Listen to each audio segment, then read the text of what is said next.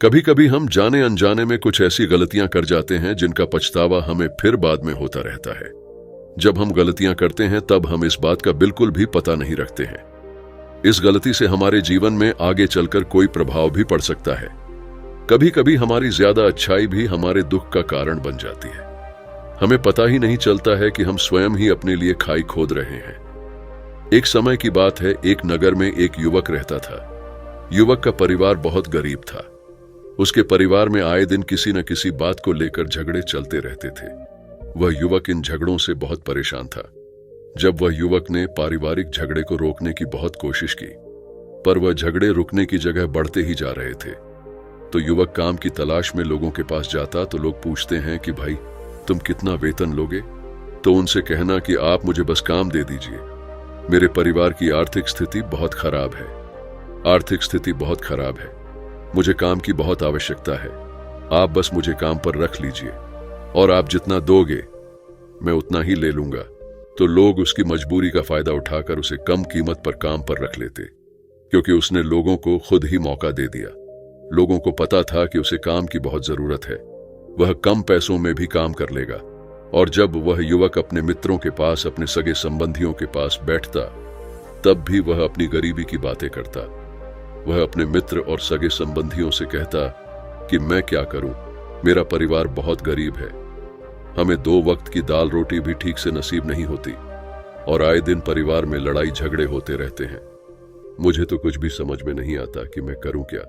उसके मित्र और सगे संबंधी भी उस समय उसकी बात सुन लेते और उसके बाद में वह सभी उसका मजाक बनाते हैं और कहते, यह गरीब तो गरीब का गरीब ही रहेगा, इसका कुछ भी नहीं हो सकता और इनके परिवार में भी प्यार नहीं है। जब देखो एक दूसरे से लड़ते झगड़ते रहते हैं और यह हमारे पास बिना बात का रोना रोता रहता है और खुद कुछ करता नहीं है। जबकि वह युवक तो उनको अपना समझकर अपनी समस्या बता रहा था ताकि लोग उसकी कोई मदद कर सके, लेकिन किसी ने उसकी मदद तो की नहीं। अब युवक जहां भी जाता सभी लोग उसका तिरस्कार करते, उसे गरीब कहकर पुकारते।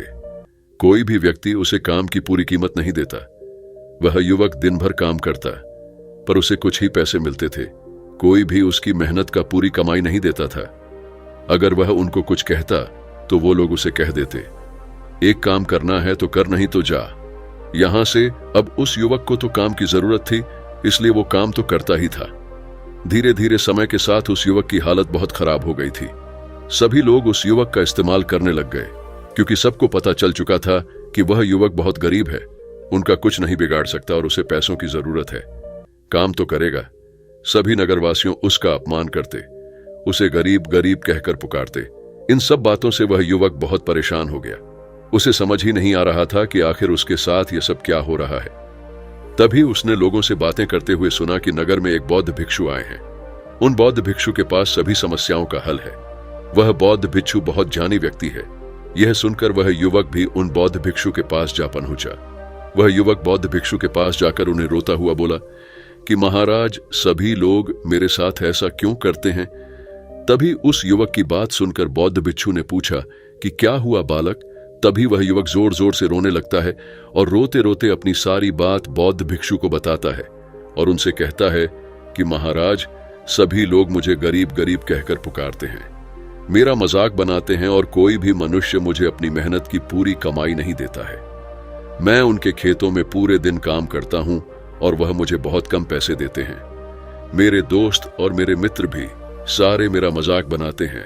वे बौद्ध भिक्षु उस युवक की सारी बातें बड़े ध्यान से सुनते हैं और उसे पूछते हैं कि सभी नगरवासियों को इस बात का कैसे पता चला कि तुम बहुत गरीब हो और लोग तुम्हें पूरे दिन काम करने के बाद भी इतना कम वेतन क्यों देते हैं? बौद्ध भिक्षु की बात सुनकर युवक बोला कि दरअसल महाराज, मैंने ही नगरवासियों से हमदर्दी पाने के लिए उनसे कहा था कि मैं बहुत गरीब हूं, मुझे आप काम पर रख लीजिए, जो आप दोगे मैं ले लूंगा।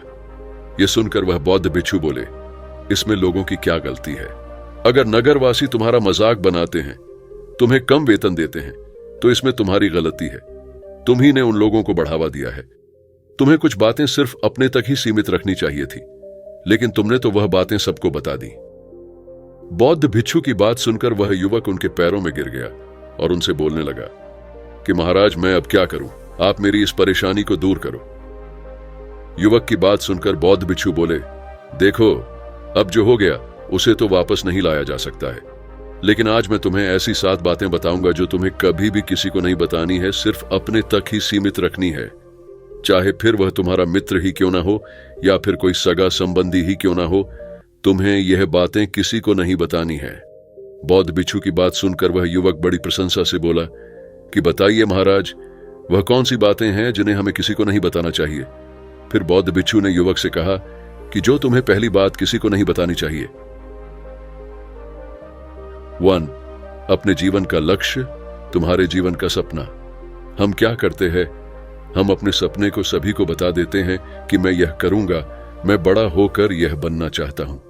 हमें ऐसा लगता है कि लोग सुनकर बहुत प्रसन्न होंगे कि मैं कितना बड़ा आदमी बनना चाहता हूं, लोग मेरी प्रशंसा करेंगे। लेकिन ऐसा होता नहीं है। जब हम अपने सपने को लोगों को बता देते हैं तो हमारे मन में संतुष्टि का भाव जाता है। हम मन ही मन बहुत खुश होते हैं, जिससे हम अपने सपने के प्रति वो जुनून नहीं रख पाते हैं जो हमारे पहले था। जब हम अपने सपने लोगों को बता देते हैं तो उनकी उम्मीदें हमसे बढ़ जाती हैं। वह हमारे ऊपर और भी ज्यादा ध्यान देने लगते हैं, जिससे कभी कभी हम तनाव में भी आ जाते हैं, और फिर यही तनाव हमारे जीवन में असंतुलन पैदा करता है, और फिर हम अपने सपने से, अपने लक्ष्य से भटक जाते हैं। जब हम अपने सपने किसी को बताते हैं तो आपको कुछ लोग तो प्रेरणा देंगे, जिससे आपको आगे बढ़ने में हिम्मत मिलेगी, लेकिन बहुत से लोग ऐसे हैं जो आपको प्रेरणाहीन करेंगे, आपको डिमोटिवेट करेंगे, जिससे आप आपके लक्ष्य से भटक सकते हो। इसीलिए जो भी आपका सपना है उसे पूरा करो, उसके बाद ही लोगों को बताओ। अगर पहले बता दोगे तो लोग रुकावटें पैदा कर देंगे, और सपने को अगर चुपचाप तुमने पूरा किया तो लोगों को स्वतः ही पता चल जाएगा कि तुमने कौन सा सपना हासिल किया है। इसीलिए कभी भी किसी को अपना सपना मत बताओ, अपना लक्ष्य मत बताओ। फिर बौद्ध भिक्षु ने युवक से कहा कि दूसरी बात जो तुमने किसी को नहीं बतानी है। 2. हमारी समस्याएं, हमारी परेशानियां। हम क्या करते हैं, जैसे हमें कोई समस्या होती है, कोई परेशानी आती है, तो हम तुरंत लोगों के पास उसके समाधान के लिए पहुंच जाते हैं, उन्हें अपना दुखड़ा सुनाने लगते हैं।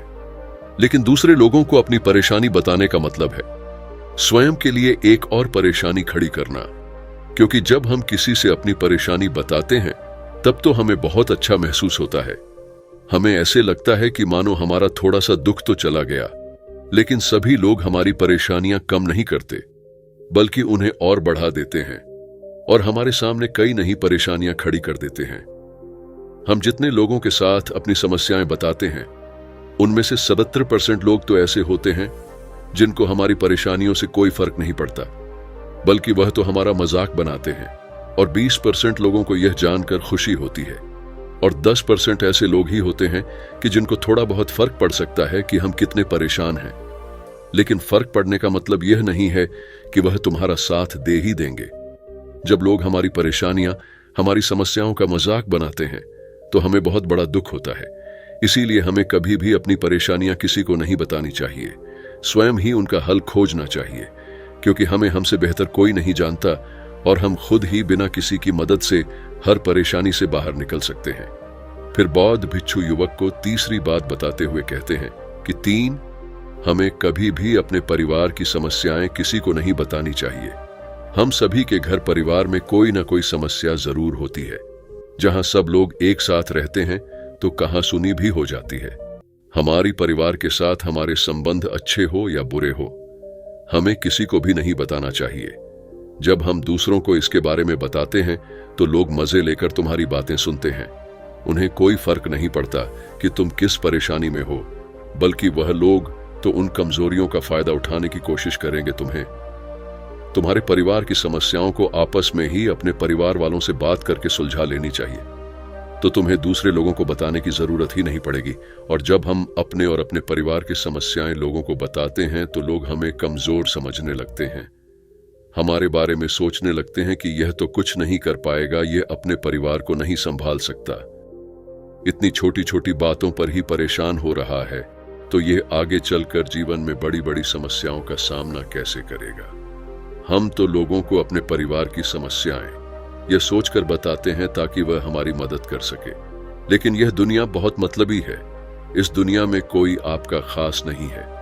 लोग हमारी बातें मजे ले लेकर सुनते हैं और हमारे सामने तो झूठी हमदर्दी दिखाते हैं, और फिर हमारी पीठ पीछे जो बातें हम उन्हें बताते हैं उन्हें अच्छे से नमक मिर्च लगाकर चारों तरफ फैला देते हैं, जिससे उन लोगों का तो कुछ नहीं बिगड़ता, पर तुम्हारे परिवार की इज्जत मिट्टी में मिल जाती है। लोग तुम्हारे परिवार के बारे में तरह तरह की बातें बनाने लगते हैं, एक बात की 100 बात करने लगते हैं जो बात हुई नहीं, उस बात को भी नमक मिर्च लगाकर बताते हैं।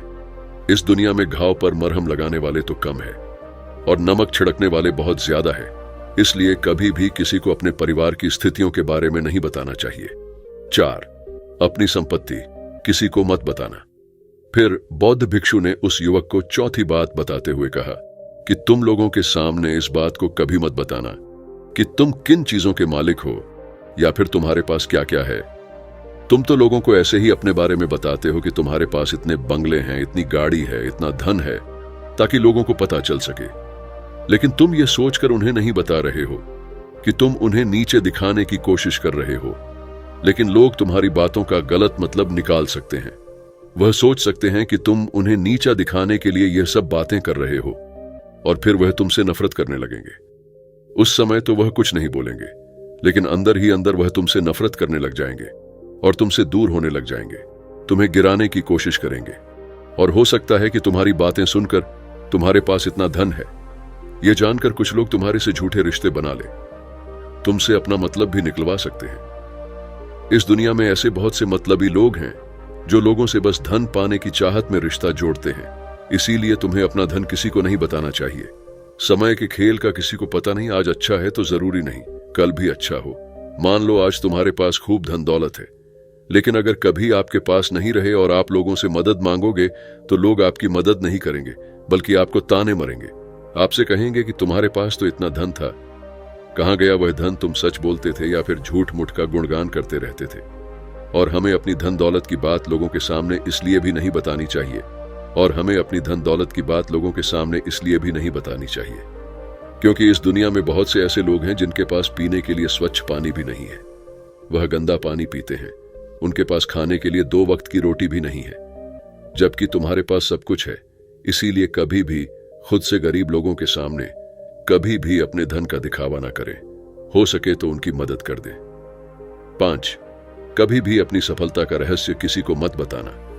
फिर बौद्ध भिक्षु ने उस युवक को 5वीं बात बताते हुए कहा कि कभी भी अपनी सफलता का रहस्य किसी को मत बताना। हमने सफलता हासिल कैसे की है यह बताना कोई गलत नहीं है। अगर कोई मनुष्य उससे सीख कर आगे बढ़ता है तो यह बहुत अच्छी बात है, लेकिन अधिकतर लोग क्या करते हैं, हमारे बताए गए रास्ते पर हूबहू चलना शुरू कर देते हैं, और अगर वह हमारे बताए गए रास्ते पर चलकर असफल हो जाते हैं तो फिर वह हमें ही दोष देने लगते हैं, जबकि हमने तो उनके लिए अच्छा ही किया था। मगर वह हमें ही दोषी मानने लगते हैं और कहते हैं कि काश मैं इसकी बातों में नहीं आया होता, इसने तो मुझे गलत रास्ता बता दिया। जबकि सबके लिए सफलता का एक ही तरीका काम नहीं करता।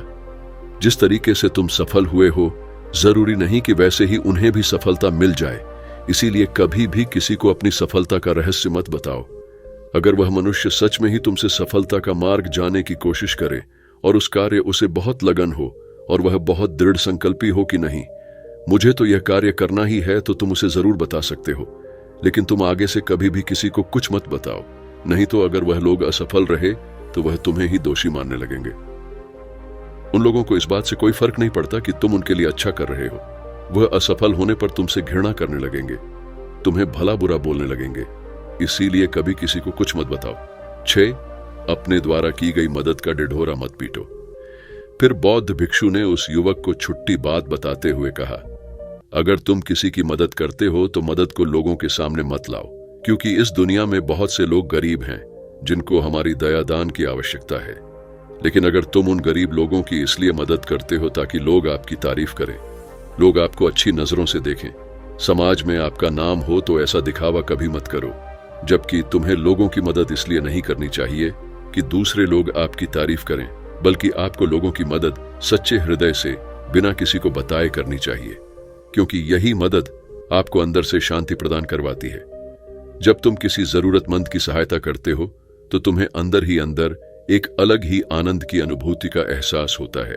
लेकिन अगर तुम किसी जरूरतमंद की सहायता बस दिखावे के लिए करते हो तो कुछ पल के लिए तो तुम दूसरों की नजरों में अच्छे बन जाओगे, लेकिन तुम कभी भी आत्मसंतुष्टि प्राप्त नहीं कर पाओगे। 7. अपनी आमदनी का जिक्र दूसरों के सामने मत करो। फिर बौद्ध भिक्षु उस युवक को 7वीं और अंतिम बात बताते हुए कहते हैं कि कभी भी अपनी आमदनी का जिक्र दूसरों के सामने मत करो, क्योंकि यह एक ऐसी बात है जिसे हमें हमेशा हमारे परिवार तक ही सीमित रखनी चाहिए। अपने मित्रों या फिर अपने सगे संबंधियों को कभी अपनी आमदनी मत बताओ। हमें कभी भी किसी से भी न तो उसकी आमदनी पूछनी चाहिए और न ही अपनी आमदनी बतानी चाहिए, क्योंकि जब हम लोगों को अपनी आमदनी बताते हैं तो लोग हमारी स्थिति का आसानी से पता लगा लेते हैं, जो हमारे लिए बिल्कुल भी सही नहीं है। क्योंकि अगर हमारी आमदनी कम होती है और हम लोगों को बता देते हैं तो लोग हमें गरीब समझकर हमसे दूर होने लगते हैं, हमारा तिरस्कार करने लगते हैं, हमें नीचा दिखाने लगते हैं, हमें नीचा समझने लगते हैं, हमारी इज्जत नहीं करते। अगर हमारी आमदनी ज्यादा होती है और हम लोगों से उसके बारे में बता देते हैं तो लोग हमसे मतलब से रिश्ते रखना शुरू कर देते हैं। उन्हें हमसे नहीं, हमारे पैसों से मतलब होता है। लोग आपसे इसीलिए रिश्ता नहीं जोड़ेंगे, आप एक अच्छे इंसान हो, बल्कि वह तो आपसे इसीलिए रिश्ता जोड़ेंगे क्योंकि आपके पास धन है जो लोग आपको पसंद नहीं करते। वह भी धन की वजह से तुमसे रिश्ता रखेंगे और तुम्हारे साथ ऐसा बर्ताव करेंगे जैसे तुम उनके लिए बहुत खास हो। इसीलिए कभी भी किसी को अपनी आमदनी मत बताओ, बस इसे अपने और अपने परिवार तक ही सीमित रखें, क्योंकि आपका परिवार ही आपकी तरक्की को देखकर खुश होता है।